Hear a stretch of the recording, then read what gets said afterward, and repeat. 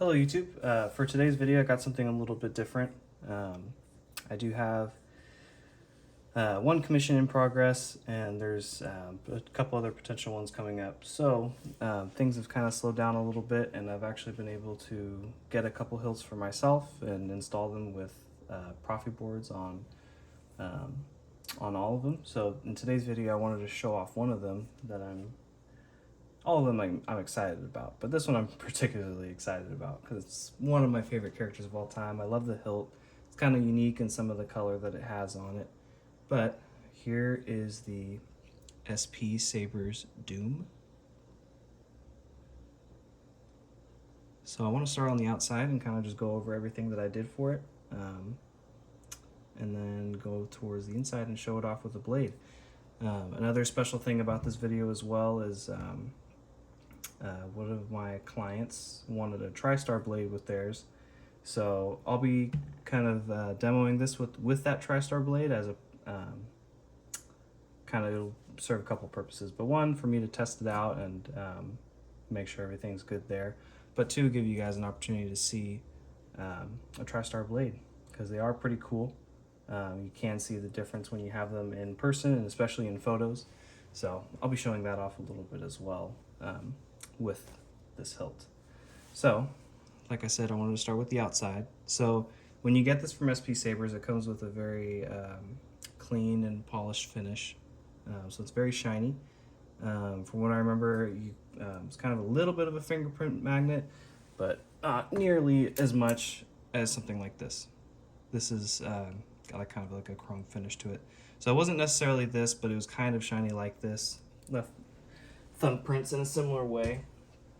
But I took that finish top coat off with some oven cleaner, gave it a couple of soaks so that I could work at it with some aluminum black. But what I noticed was that after using the oven cleaner, I wasn't really able to get these spots off. It almost looks like like some calcification, as the best way I can describe it.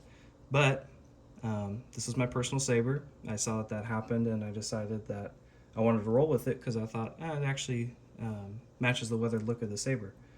So that's how that is. It was unintentional, but I decided to keep it. It was also really hard to get off. I tried a lot of different ways, so I was like, you know what? I'm gonna work with it.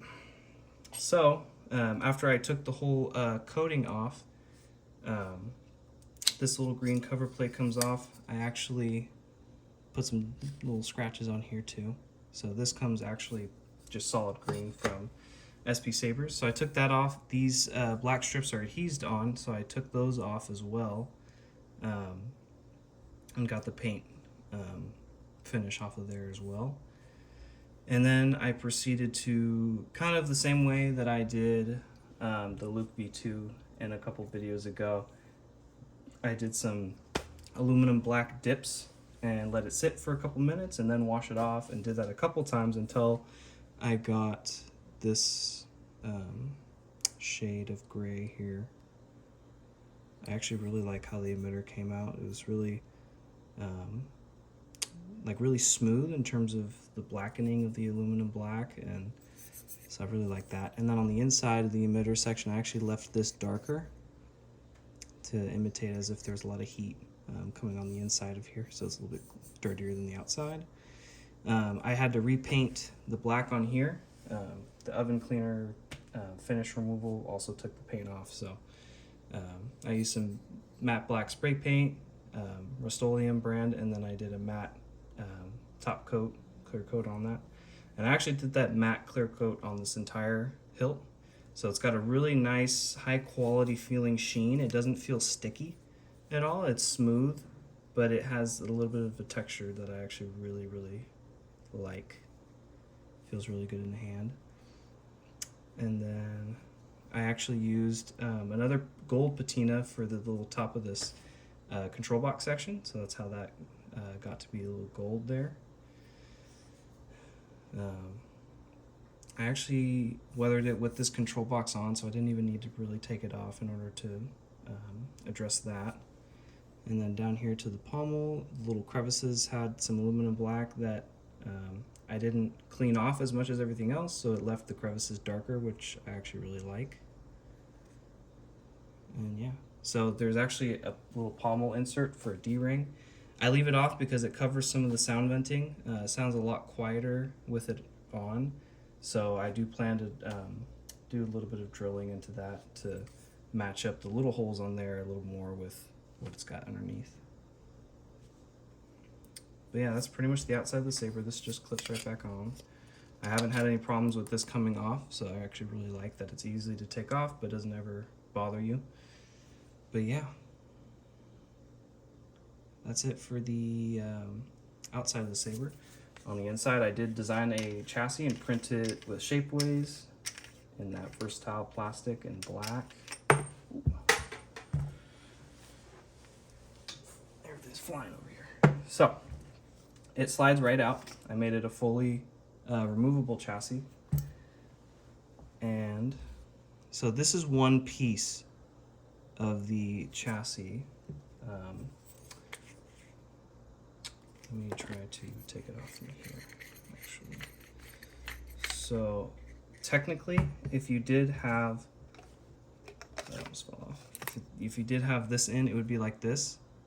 And you could actually take this emitter section off and detach it from the rest of the saber, kind of like the show. But in here, there's another piece to the chassis. I used a blade side PCB there, and then it's got the stock V3s on the other side. And then I used a spare set of Eco NPX cells for this chassis section. I wanted to save the stock V3s for the actual emitter, and then this is kind of just a secondary PCB for this chassis. So yeah, pretty cool. I actually really enjoy how this chassis turned out in terms of taking it in and out. I could dial in the clocking of the chassis a little bit to where it could really only go in one way, and the plunger button aligns with this button up here, but it's not too much work to get it aligned, so I'm still pretty happy with it. So I have a KR Sabers 24mm speaker. I might change it out for a Smuggler's Outpost just to kind of see the difference, but it is pretty loud. I did fully enclose it.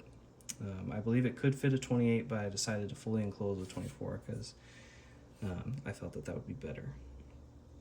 And then the crystal chamber here, I actually got this crystal from a really random marketplace thing. Somebody was selling a lot of quartz crystals, so I snagged this little blue one, and I thought it would go well with this Kanan lightsaber.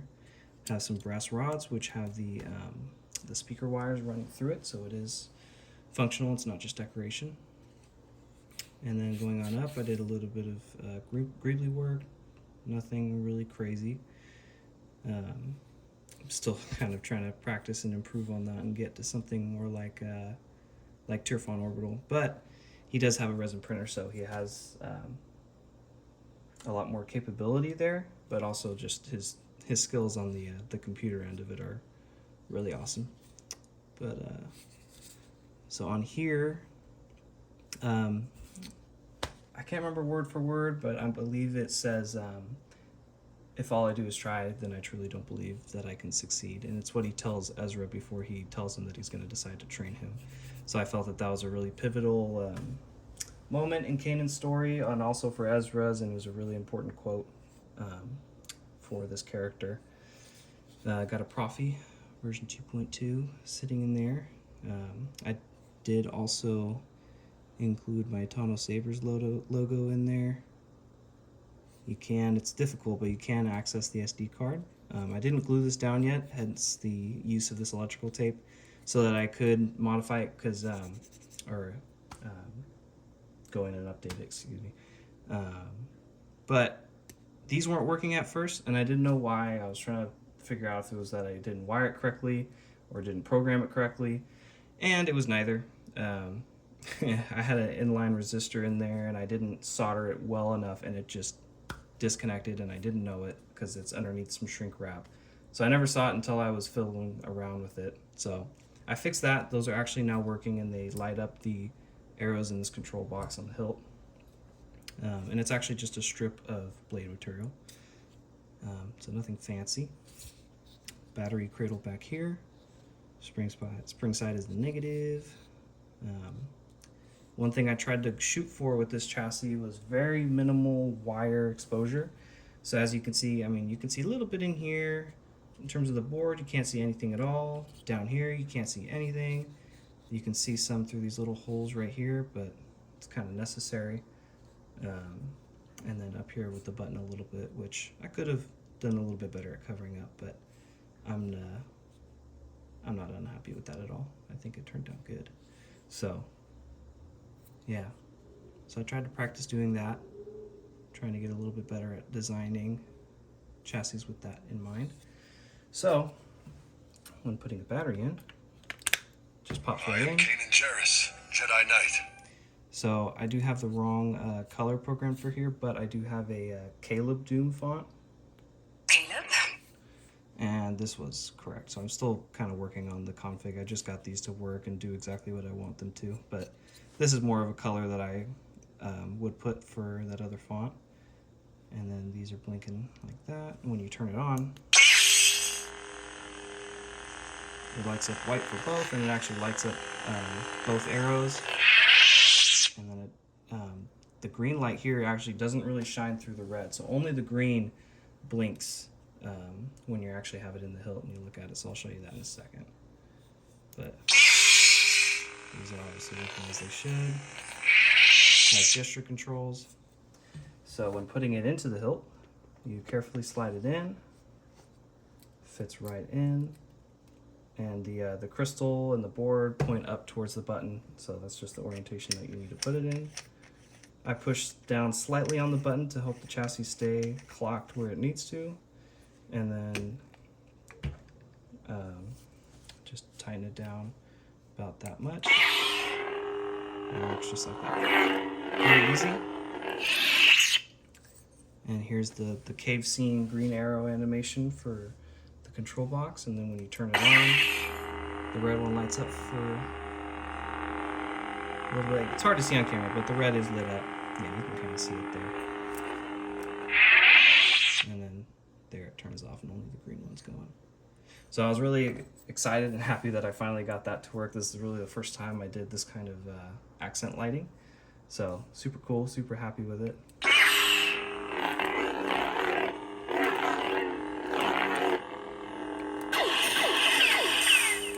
Yeah, that's what I thought.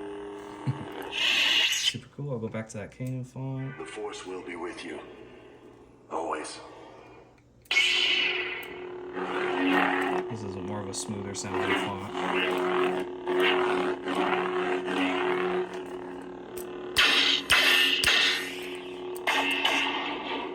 You're making it easy on me. This is Kyberphonics Blind Cowboy. I can sense your presence. Got a couple songs from the font on there. This might even be from the last video too.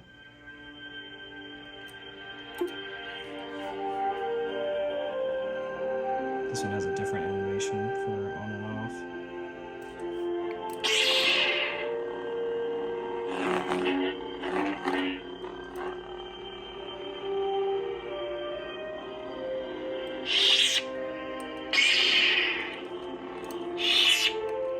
And it is obviously a one button setup.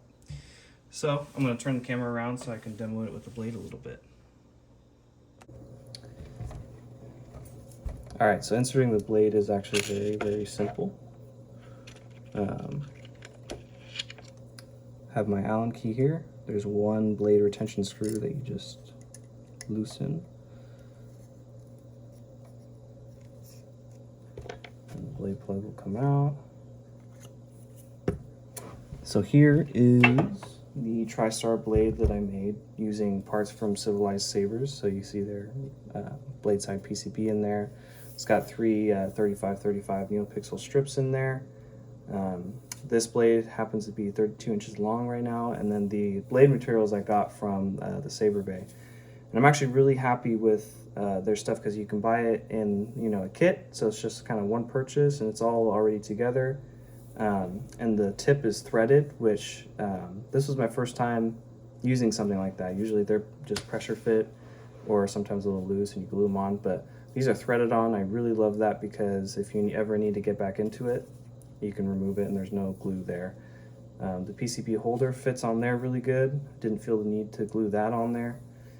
So yeah, so I'll be demoing saber with this a little bit. For this particular saber, the diameter of the blade fits really well with the blade socket, and I also tested it with the saber that it will be going into, which is a DV6 from Corbanth, and it fits into there perfect. It's snug, but it's not hard to get on. So I'm really happy with that. All right.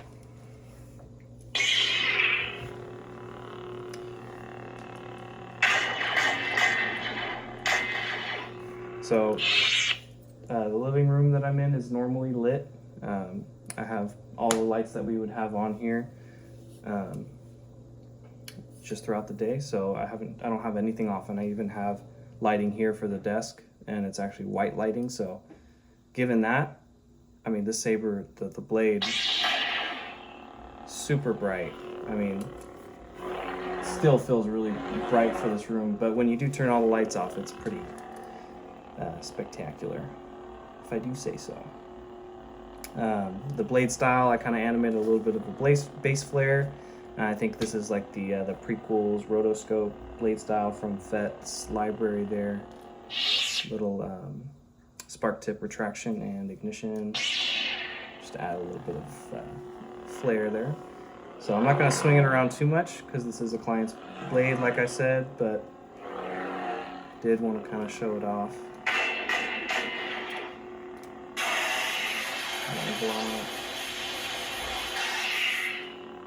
You're making it easy on me. The ripple clash effect.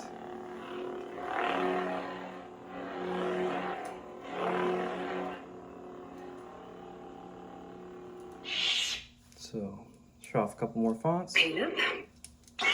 Made the blue a little bit different on this one. It's a little bit lighter.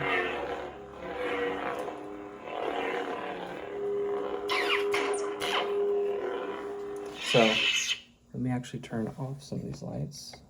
Show it like this. Go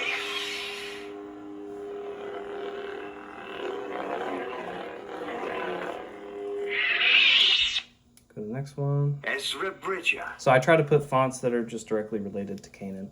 So here's Ezra. Green looks really good. Wow.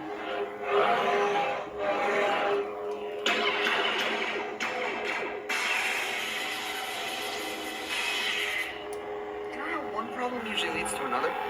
Yeah. We have another. And it's small, creepy, and very dangerous. That's the Loth Hero by Chirophonic. Love that font. I am the Inquisitor. And the Inquisitor is the last one that I put on here, and then I actually changed the control box to just red. And it kind of is green, but it flashes red as well. Just to change it up a little bit.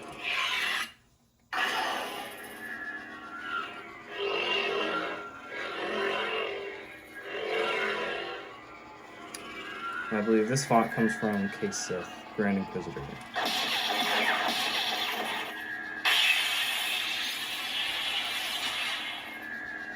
Is that really all you've got, my boy?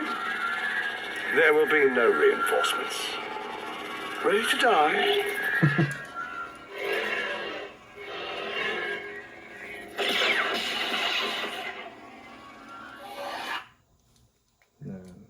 I am Kanan Jarrus. Back to the top. Good idea.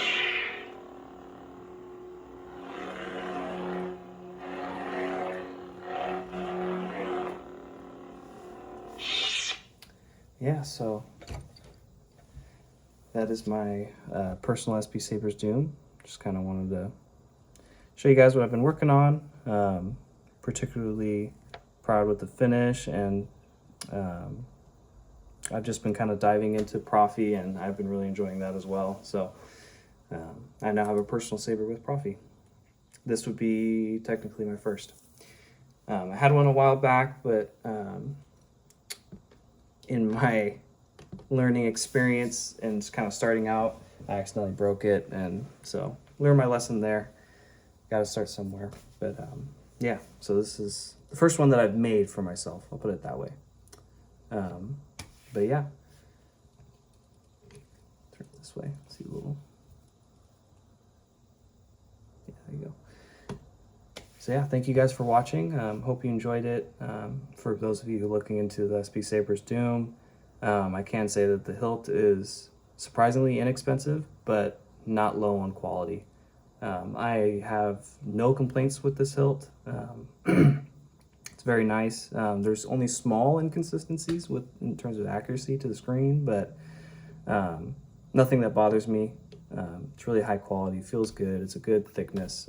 So overall, love the hilt. Very happy to have it in my small little collection here. So yeah, that's it for this video. Thank you guys for watching.